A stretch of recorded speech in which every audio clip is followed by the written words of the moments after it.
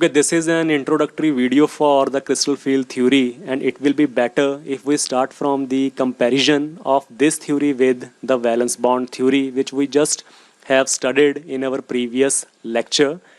We will see that where on one side the valence bond theory or the VBT says that the bonding between the metal atom or the metal ion as well as the ligand is purely a covalent type of bond. I repeat, the bonding between the metal atom or the ion as well as the ligand in case of a transition metal complex is purely a covalent, and that too a coordinate type of bond.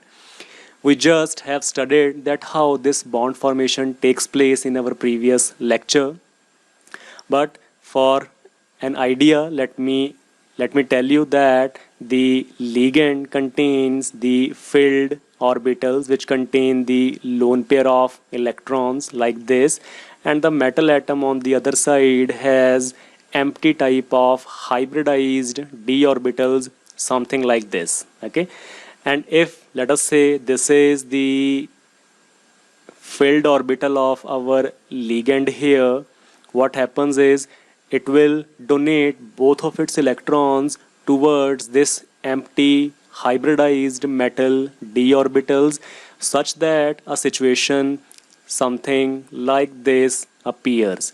Okay, this is the metal here, this is the ligand. Because of this overlap of these two lobes here, what will happen, we will be having a situation something like this, and this is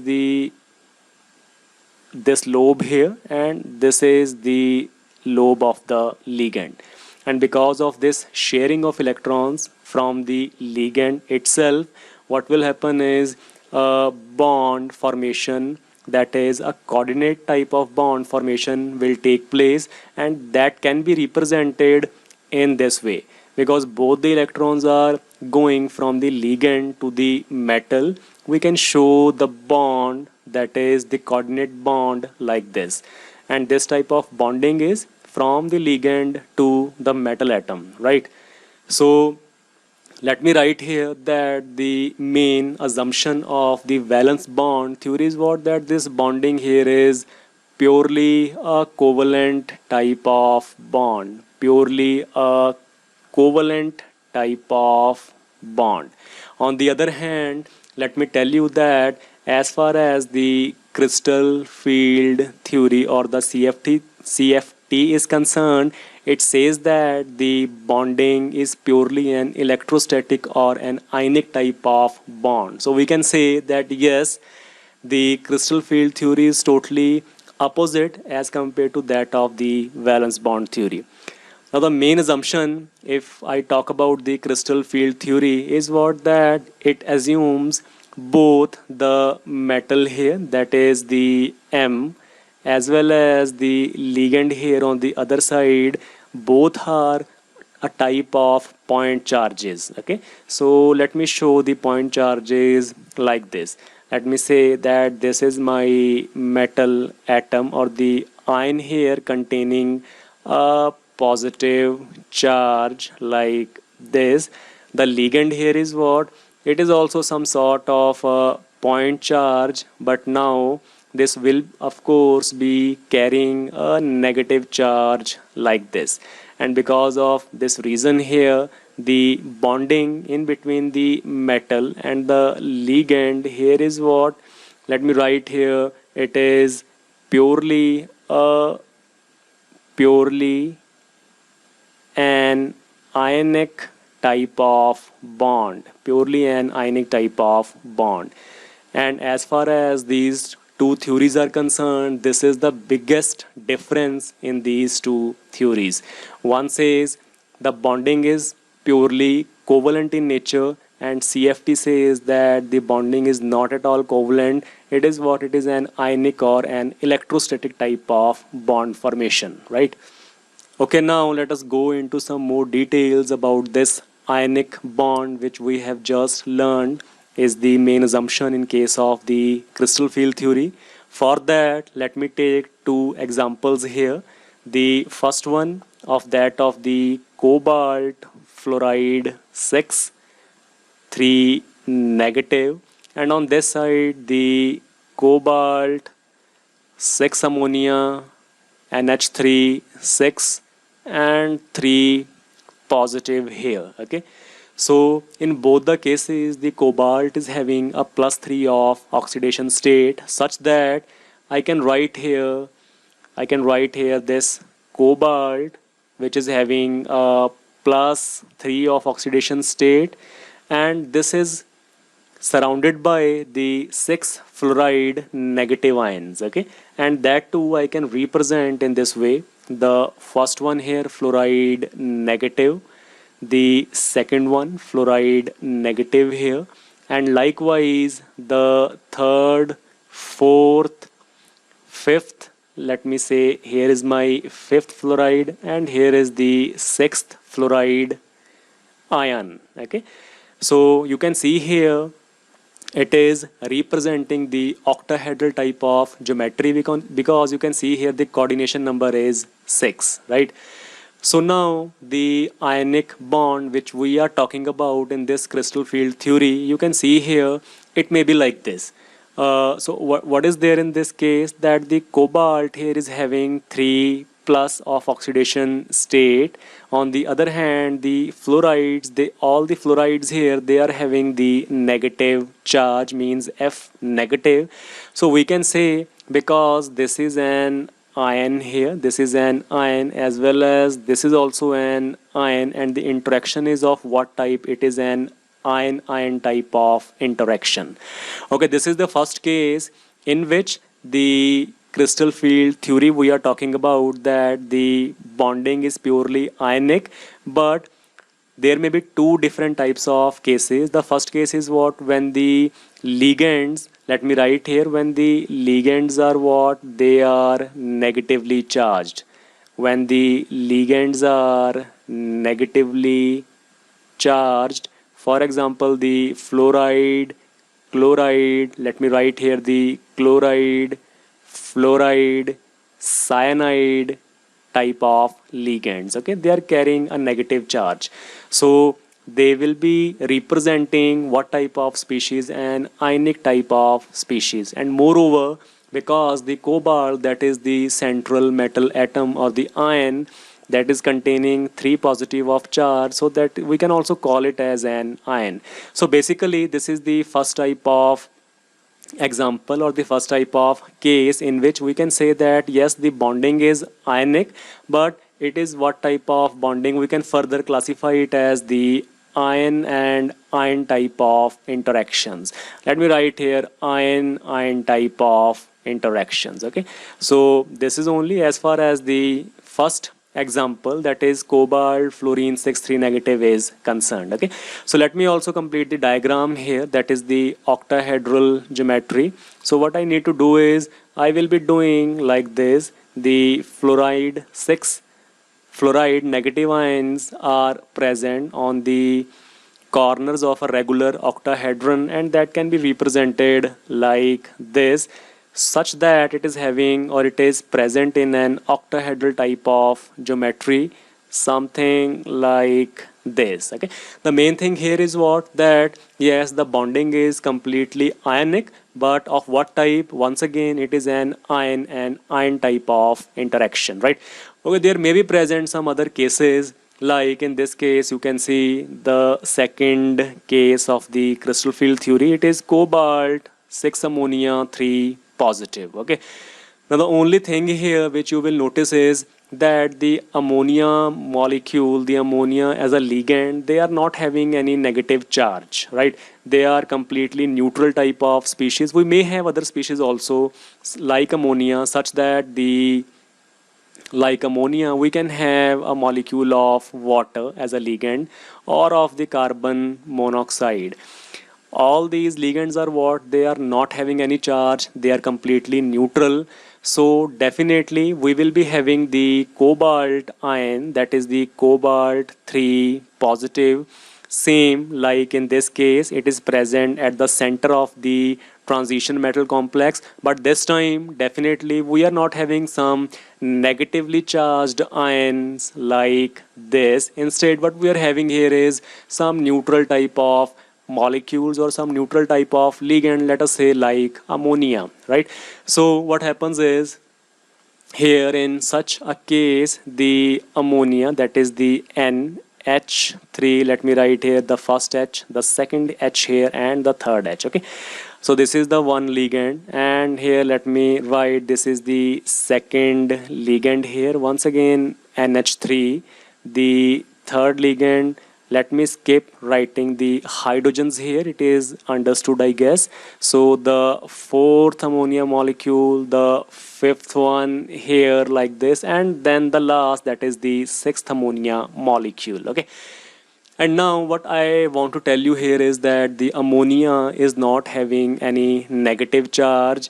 Okay, fine, this cobalt 3 positive is an ion here, something like this or the previous example, but this time ammonia is not an ion. We cannot call it as an ion like we were saying the fluoride ion, because that was having a negative charge. And now we are having some neutral type of ligand here, so definitely we cannot call this type of ionic bond as an ion-ion type of bond. In fact, the nitrogen which you can see here in case of ammonium molecule, it is what it is having high electronegativity as compared to that of the hydrogen. So what happens is this nitrogen atom will be having not a formal charge but a partial type of negative charge. In the same way, I can write here a partial type of positive charge on these three hydrogen atoms, such that now it can be taken as some sort of dipole. Don't you think it can be taken as a dipole, right? So what I will be saying is, it is not an ion-ion type of interaction, so it will be better if we will call it as an ion dipole type of interaction, because the ammonia is not having a negative charge. It is having, yes, a partial negative charge and the partial positive charge here on the hydrogen atom, so it is representing some sort of dipole and definitely not some ion. So it will be a ion dipole type of interaction, but still it is the crystal field theory, it is an ionic bond. The only difference here is because of the ligands involved and because of the charges involved on them, and we have a separate name for such kind of interactions. We will be calling it as an ion dipole type of interaction. And once again, let me complete the geometry here. It will be, once again, it will be like an octahedral type of geometry, and I can complete it in this way here. And one more thing which I want to add here is the orientation of the nitrogen atom, because the nitrogen is having the partial negative charge, so this will be oriented always towards the positively charged metal ion.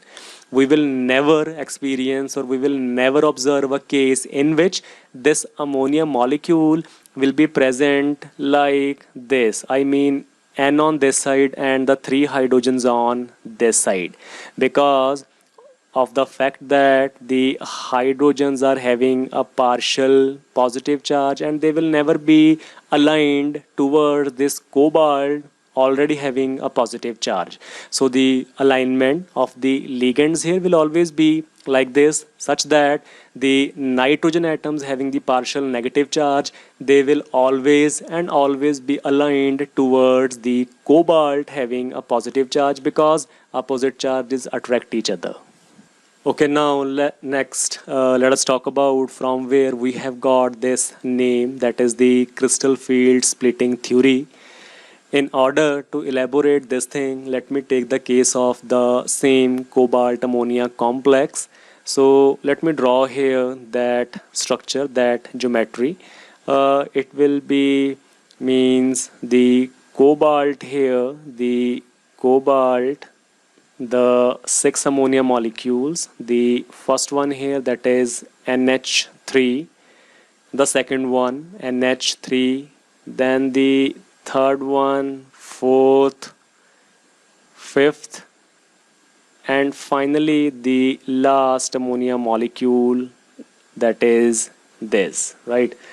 So before the formation of this complex here, let us say that the cobalt atom or ion was initially present in the isolated gaseous state. I mean the cobalt here, the cobalt 3 positive, let us say it is present in the isolated gaseous state like this, okay? And after that, the second stage will be what? That this cobalt 3 positive, the same metal ion, it will be approached by these 6 ammonia molecules or the ligands, okay? So let me draw here that here is my first ammonia molecule, I mean the first ammonia molecule, the second one here, and then the third one, the fourth one, fifth, and finally the sixth ammonia molecule, okay? And right now in this diagram here, whatever you can see on your screen, we are assuming that there is no bond formation between the ammonia molecules or the ligands and the cobalt atom or the metal ion, okay? So it is something in between or something just before the formation of our complex, that is the cobalt ammonia 6 and 3 positive here, okay? So this diagram here is something before the formation of this complex, and it is the very first or the initial stage in which the cobalt is present in the form of an isolated gaseous state, okay? So now, because the for cobalt the atomic number is what, so let me first of all divide all these stages into 3 different parts. Let us say this is the first part here, and here is what is the second part for the formation of this final complex, which is having an octahedral type of geometry, okay? So starting from the cobalt atom in the isolated gaseous state, and then what is coming, the approach of the 6 ammonia ligands, and finally the bond formations resulting in the formation of this complex here, okay? So I have divided all this story into 3 parts. So what happens is that, let us talk about the very first or the initial stage. The cobalt having atomic number of 27, this means it will be having a configuration of 3D 4s 2 and 7 here, okay?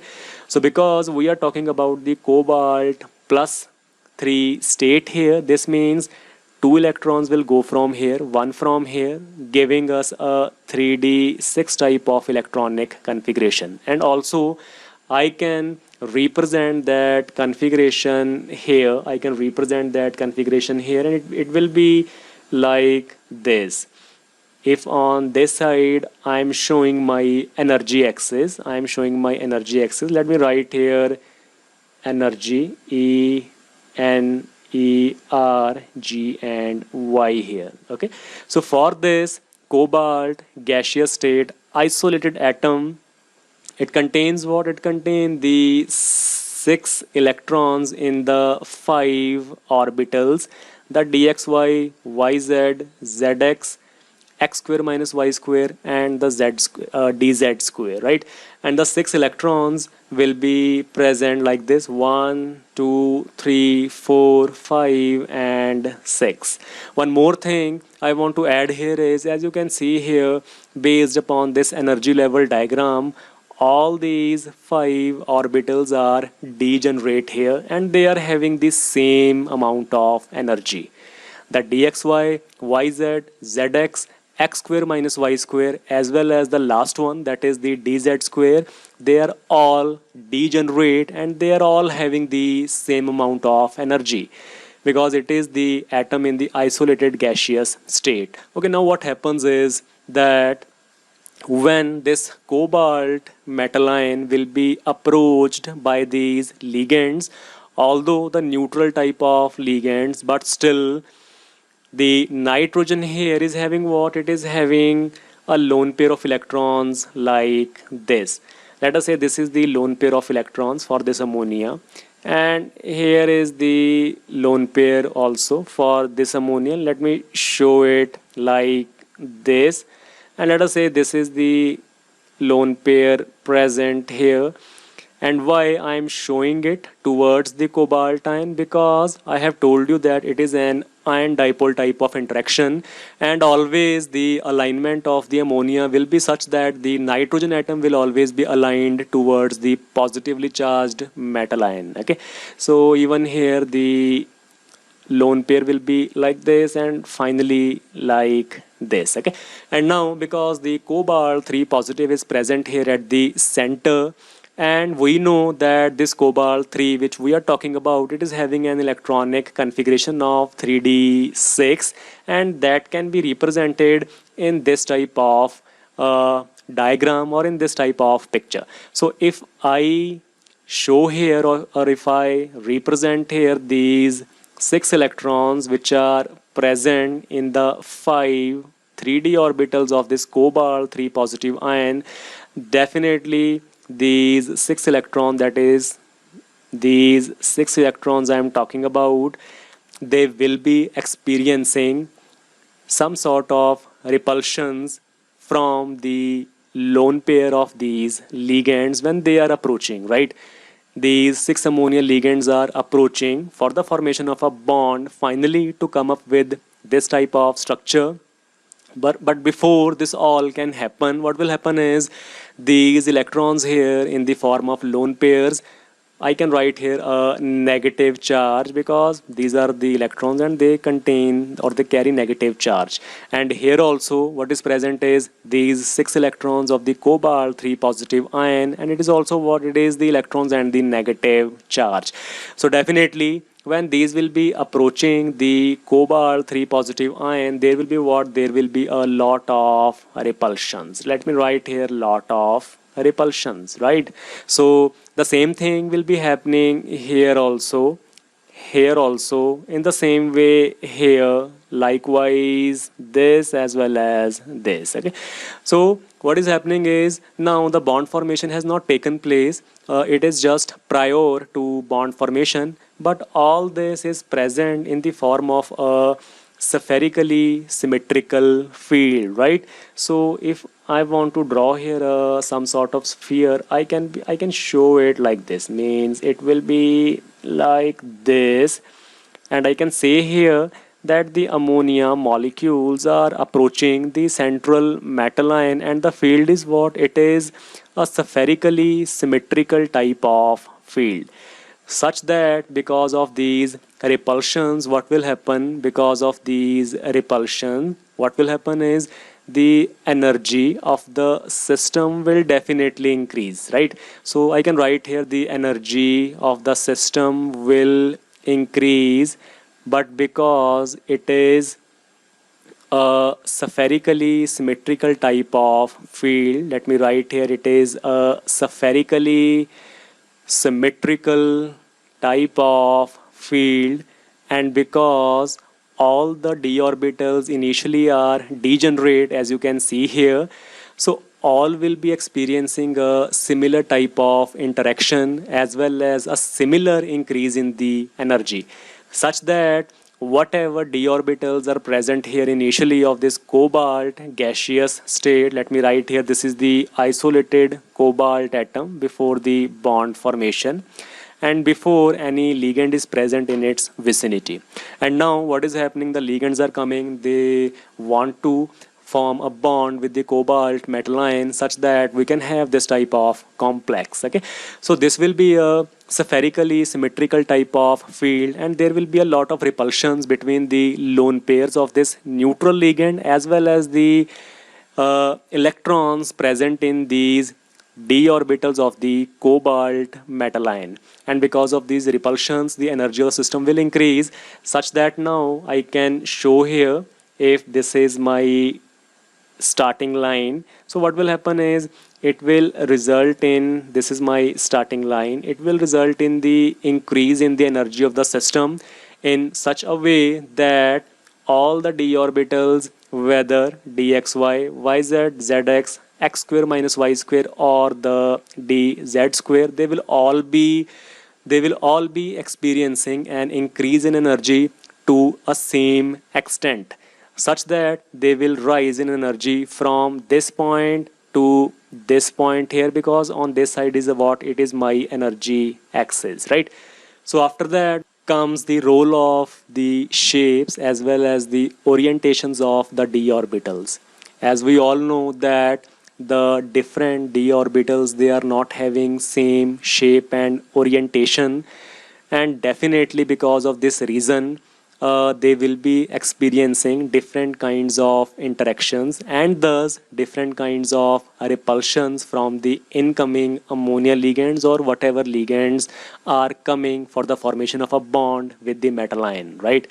So before starting or before going to that side, it is very important to study first of all that why the d orbitals have different types of shapes, and what type of shapes these different d orbitals are having, and it will help us greatly in understanding that what is going to happen when we will shift from this stage to this stage here, right? So I have some diagrams here for the d orbitals. You can see here these are the 5 different d orbitals, the d xy, yz, zx, x square minus y square, as well as the dz square. Okay, now before discussing anything, I want to tell you people here that for the name, that is the dxy, it simply means that the lobes will be present in between the x-axis and the y-axis. Okay, so if on this side I am having the x-axis, that is this axis here, and on this side is my y-axis, so what is meant by the dxy type of d orbital, that this lobe here, it will be present in between the axes, and what are those axes? It will be this x and y. In the same way, what is going to happen in yz, if this is the y axis here and this is the z axis, the lobes are present in between the y and the z axis, and the picture will be something like this, right?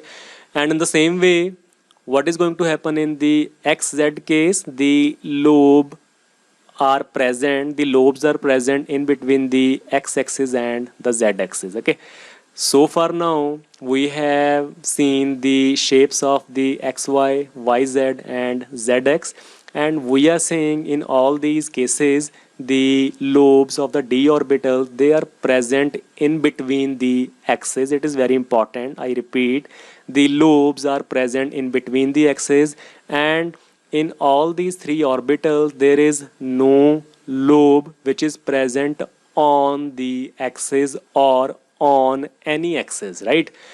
All the lobes are present in between the axes, but that is not true as far as the other 2 d orbitals are concerned. Like in this case, that is the x square minus y square, the lobes, that is this lobe here as well as this lobe here, they are not present in between the axes, they are present on the axis. Like you can see here, the x-axis is going like this, it is passing like this, and this lobe here, it is present directly on the x-axis. In the same way, we have a lobe here and it is present on this y-axis here.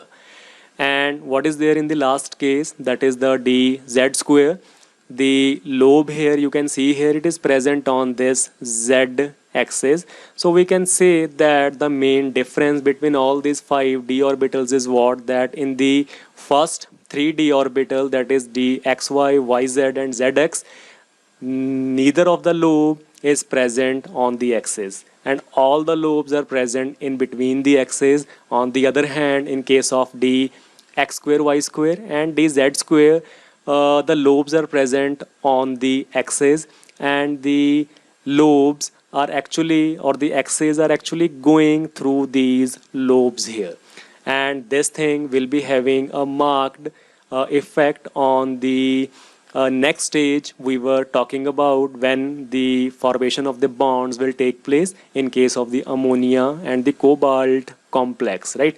So the next thing which I want to make clear is, if let us say this is, if let us say this is the x-axis and on this side is what, it is the y-axis. Let me write here, this is my x here, this is the y here, and let me draw here a second case in the same way, x on this side, y here on this side.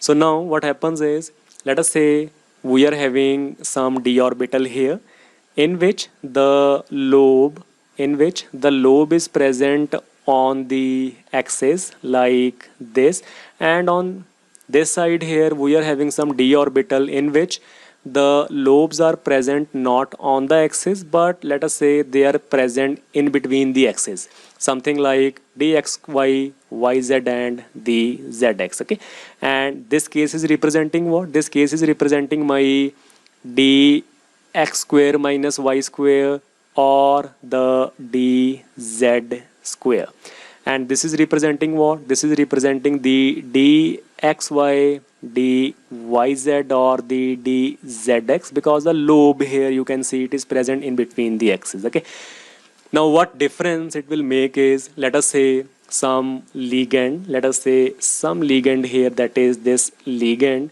it is coming along the axis here, the ligand here is coming along this axis, and because this ligand contains what, it contains electrons or the negative charge. Let me draw here a negative charge, it is containing a negative charge, here also a negative charge. And now what is the physical meaning of a lobe of any orbital?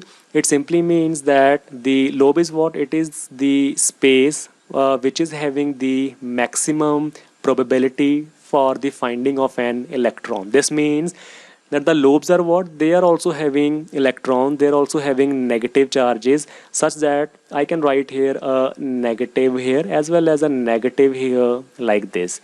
And of course, no need to tell you people that if some ligand is arriving here for the formation of a bond with some metal ion in which it contains a d orbital which is present on that same axis, like this case, definitely the interactions here will be high. Let me write here, the interactions here will be high, as well as the repulsions between the negative charges will also be high, such that the energy of the system will also be high in nature.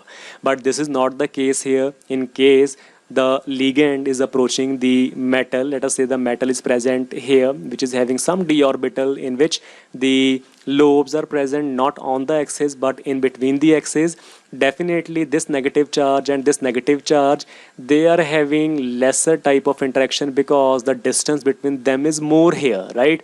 So I can write here the interactions here will be less, the repulsions consequently will also be less here, and finally the energy of the system will also be less, right? So finally, what is the meaning of all these things? Now just imagine some metal atom, is present here. Let me say some metal atom is present here at the center, and let us say it is containing the 3d6 electron, the 3d6 electron, that is the cobalt 3 positive ion, and of course it is having what, it is having this type of configuration, dxy, yz, zx, x square minus y square and the dz square. Okay, and let us say we are right now we are talking about only this d orbital here, that is my dx square minus y square.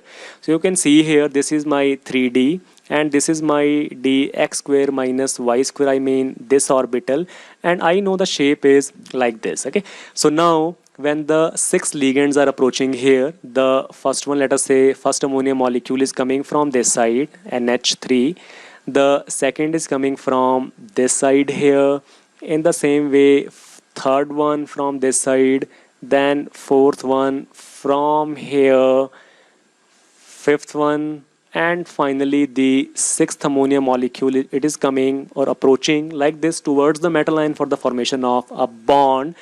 So what is going to happen is, because the lobes here they are present on the axis containing electrons and negative charge, there will be a lot of repulsions like this case here in between the electrons of this orbital as well as the nitrogen lone pairs, such that the system will be experiencing greater repulsions, it will go higher in energy. So we can say here that the dx square minus y square will do what? They will become higher in energy. Okay, let me go back to the previous slide and let me write here what will happen here if this is my line, this is my balancing line.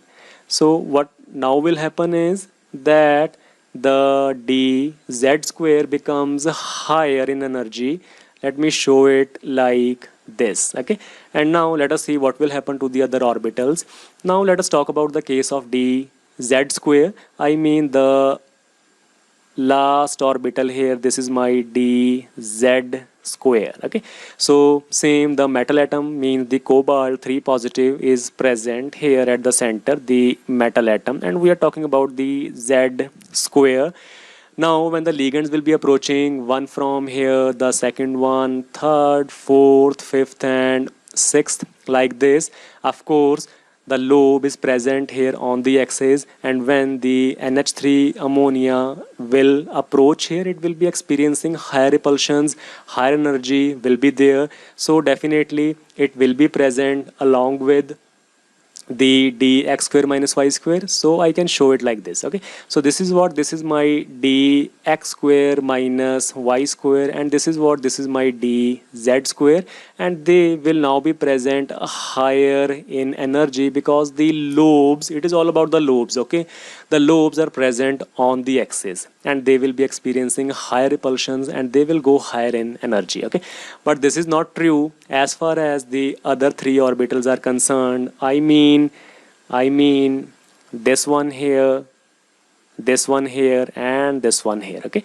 so this is my dxy, this is dyz, and the last is the dzx, I mean this one here, this one here and this one here. Okay, in this case the lobes, they are not present on the axis, they are present in between the axis, and when the ligands will be approaching from all the directions, 6 directions, there will be repulsions, no doubt, but the energy of the system will not rise to that much amount. Okay, so we can say here that it will definitely be higher as compared to that of the original isolated gaseous state, but it will be lower than the dx square minus y square and dz square, such that I can show it like this. I can say that this will be my dxy, yz and zx. Okay, so let me write here, this will be my dxy, this will be dyz, and this will be what, this will be dzx, and let me show it like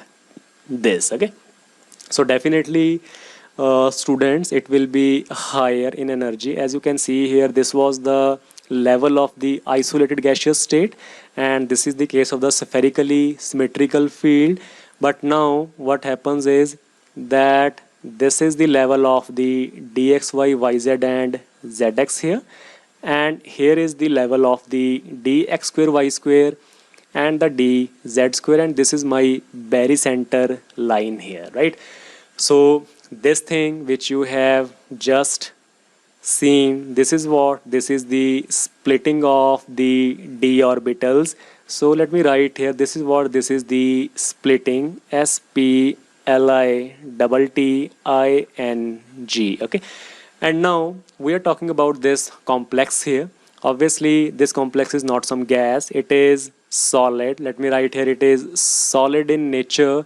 And we know that solids are what, they are having some sort of amorphous or a crystalline type of structure, okay. Let us say that this complex here is specifically crystalline in nature, and such that I can represent the crystal lattice like this, okay. Let us say that this is the crystal lattice of this solid crystal of cobalt ammonia 6,3 positive. And definitely in this crystal lattice we are talking about what, this crystal here. So from here comes the word that is the crystal, crystal.